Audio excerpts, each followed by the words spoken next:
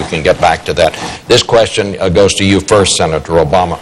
We found out yesterday that this year's deficit will reach an astounding record high $455 billion. Some experts say it could go to $1 trillion next year. Both of you have said you want to reduce the deficit, but the nonpartisan Committee for a Responsible Federal Budget ran the numbers on both of your proposals, and they say the cost of your proposals, even with the savings you claim can be made, each will add more than $200 billion to the deficit. Aren't you both ignoring reality? Won't some of the programs you're proposing have to be trimmed, postponed, even eliminated?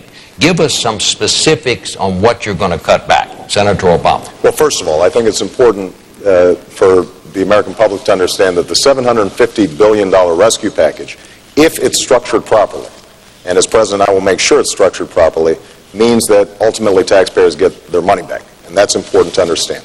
But there is no doubt that we've been living beyond our means, and we're going to have to make some adjustments. Now, what I've done throughout this campaign is to propose a net spending cut. I haven't made a promise about... You're going to have to cut some of these programs, sir. Absolutely. So let me get to that. What I want to emphasize, though, is that I have been a strong proponent of pay-as-you-go. Every dollar that I proposed an additional cut so that it matches. And some of the cuts, just to give you an example, we spend $15 billion a year on subsidies to insurance companies. It doesn't, under the Medicare plan, it doesn't help seniors get any better. It's not improving our health care system. It's just a giveaway. We need to eliminate a whole host of programs that don't work. And I want to go through the federal budget line by line, page by page. Programs that don't work, we should cut. Programs that we need, we should make them work better. Now, what is true is that Senator McCain and I have a difference in terms of the need to invest in America and the American people. I mentioned health care earlier. If we make investments now so that people have coverage, that we are preventing diseases, that will save on Medicare and Medicaid in the future. If we invest in a serious energy policy, that will save in the amount of money we're borrowing from China to send to Saudi Arabia. If we invest now in our young people and their ability to go to college, that will allow them to drive this economy into the 21st century. But what is absolutely true is that once we get through this economic crisis and some of the specific proposals to get us out of this slump, that we're not going to be able to go back to our profligate ways. And we're going to have to embrace a culture and an ethic of responsibility, all of us, corporations, the federal government, and individuals out there who may be living beyond their means. Senator. Well, thank you, Bob. I just want to get back to this home ownership. During the Depression era, we had a thing called the Home Ownership Loan Corporation. And they went out and bought up these mortgages, and people were able to stay in their homes. And eventually, the values of those homes went up, and they actually made money. And by the way, this was a proposal made by Senator Clinton not too long ago. So obviously, if we can start increasing home values, then there will be creation of wealth. But the question was, what are you going to cut? Well, second of all, energy independent. We have to have nuclear power. We have to stop sending $700 billion a year to countries that don't like us very much. It's wind, tide, solar, natural gas, nuclear, offshore drilling, which Senator Obama has opposed.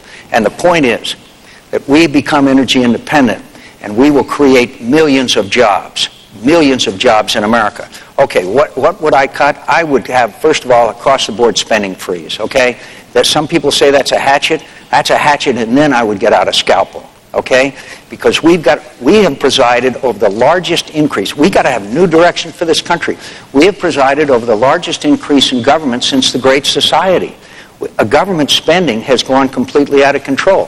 $10 trillion debt we're giving to our kids, $500 billion we owe China. I know how to save billions of dollars in defense spending. I know how to eliminate programs. I have fought against, one of them would be the marketing assistance program. Another one would be a number of subsidies for ethanol. I opposed subsidies for ethanol because I thought it distorted the market and created inflation. Senator Obama supported those subsidies. I would eliminate the tariff on imported sugarcane-based ethanol from Brazil. I know how to save billions. I saved the taxpayer $6.8 billion by fighting a deal for a couple of years, as you might recall. There was a sweetheart deal between an aircraft manufacturer, DOD, and people ended up in jail. But I would fight for a line item veto, and I would certainly veto every earmarked pork barrel bill. Senator Obama has asked for nearly $1 billion in pork barrel earmarked projects, including $3 million for an overhead projector in a planetarium in his hometown. That's not the way we cut. We'll cut out all the pork. Time's up. Well, look, I think that we do have a disagreement about across-the-board spending freeze. It sounds good. It's proposed periodically. It doesn't happen. And, in fact, an across-the-board spending freeze is a hatchet. And we do need a scalpel because there's some programs that don't work at all. There's some programs that are underfunded. And I want to make sure that we are focused on those programs that work. Now, Senator McCain talks a lot about earmarks. That's one of the centerpieces of his campaign. Earmarks account for 0.5% of the total federal budget. There's no doubt that the system needs reform, and there are a lot of screwy things that we end up spending money on, and they need to be eliminated. But it's not going to solve the problem. Now, the last thing I think we have to focus on is a little bit of history, just so that we understand what we're doing going forward. When President Bush came into office, we had a budget surplus, and the national debt was a little over $5 trillion. It has doubled over the last 8 years, and we are now looking at a deficit of well over $500 billion. So one of the things that I think we have to recognize is pursuing the same kinds of policies that we pursued over the last 8 years is not going to bring down the deficit. And frankly, Senator McCain voted for 4 out of 5 of President Bush's budgets. We've got to take this in a new direction. That's what I propose as president. Do either of you think you can balance the budget in 4 years? You have said previously you thought you could, Senator McCain. Sure I do. You can still do that? Yeah. Senator Obama, I am not President Bush. If you wanted to run against President Bush, you should have run 4 years ago. I'm going to give a new direction to this economy in this country. Senator Obama talks about voting for budgets. He voted twice for a budget resolution that increases the taxes on individuals making $42,000 a year. Of course we can take a hatchet and a scalpel to this budget. It's completely out of control. The mayor of New York, Mayor Bloomberg, just imposed a across-the-board spending freeze on New York City. They're doing it all over America because they have to balance their budgets. I will balance our budgets, and I will get them, and I will reduce this. We can do it with this kind of job creation of energy independence. Now, look, Americans are hurting tonight, and they're angry, and I understand that, and they want a new direction. I can bring them in that direction by eliminating spending. Senator Obama talks about the budgets I voted for. He voted for the last 2 budgets that had $24 billion more in spending than the budget that the Bush administration proposed. He voted for the energy bill that was full of goodies for the oil companies that I opposed. So the fact is, let's look at our record, Senator Obama. Let's look at as graded by the National Taxpayers Union and the Citizens Against Government Waste and the other watchdog organizations. I have fought against spending. I have fought against special interest. I have fought for reform. You have to tell me one time when you have stood up with the leaders of your party on one single major issue. Well, there's a lot of stuff that was put out there, so let me try to address it. First of all, in terms of standing up to the leaders of my party, the first major bill that I voted on in the Senate was in support of tort reform, which wasn't very popular with trial lawyers, a major constituency in the Democratic Party. I support charter schools and pay for performance for teachers. Doesn't make me popular with the teachers union.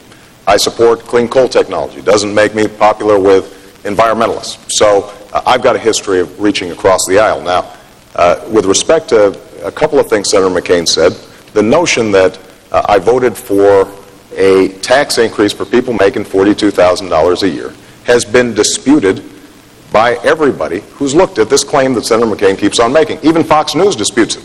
And that doesn't happen very often when it comes to accusations about me. So the fact of the matter is that if I occasionally mistaken your policies for George Bush's policies, it's because on the core economic issues, that matter to the American people on tax policy, on energy policy, on spending priorities, you have been a vigorous supporter of President Bush. Now, you've shown independence, commendable independence, on some key issues like torture, for example, and I give you enormous credit for that. But when it comes to economic policies, essentially what you are proposing is 8 more years of the same thing, and it hasn't worked. And I think the American people understand it hasn't worked. We need to move in a new direction. All right. Let me just say, I've got about 30 okay, seconds. but it's very clear that I have disagreed with the Bush administration. I have disagreed with leaders of my own party. I got the scars to prove it. Whether it be bringing climate change to the floor of the Senate for the first time, whether it be opposition to spending and earmarks, whether it be the issue of torture, whether it be the conduct of the war in Iraq, which I vigorously opposed, whether it be on fighting the pharmaceutical companies, on Medicare prescription drugs importation, whether it be fighting for an HMO patient's Bill of Rights, whether it be the establishment of the 9/11 Commission. I have a long record of reform and fighting through on the floor of the United States Senate. All right. Senator Obama, your argument for standing up to the leaders of your party isn't very convincing. All right. We're going to move to another question. And the